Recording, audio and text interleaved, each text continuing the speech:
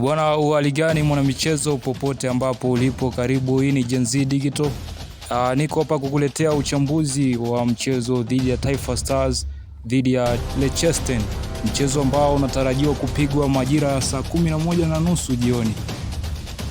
Tukianza, jina langu kwanza ni Atib JR. Tukianza na mchezo huo kwanza, Taifa Stars kuelekea mchezo huo imejiandaa vema. Ukitazama kikosi cha Taifa Stars mara baada ya kutoka AFCON, uliona kuna mwendelezo ama kuna mabadiliko ya kikosi. Ukiangalia namna uchezaji Taifa Stars imebadilika, na kikosi cha Leicester hakina ushindani sana ukikompea na Taifa Stars ambao ni timu ya taifa ambayo inaonekana sasa hivi imebadilika kutoka kucheza mchezo ule wa kujilinda zaidi. Sasa hivi Taifa Stars unaona wanashambulia, wanalinda kwa nidhamu hali juu.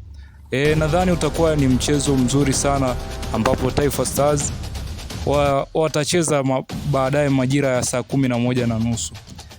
Kwanza watu wengi hawajui michuano hii ni FIFA series ambayo imeanzishwa na FIFA.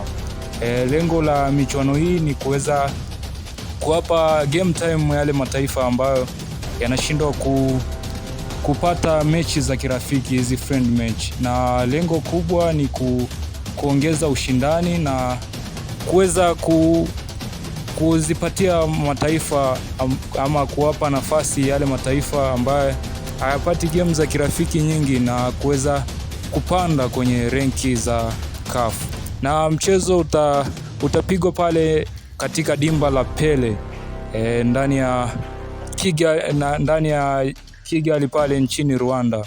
Na mchezo huo na mchezo ambao utatangulia ni saa 8:30.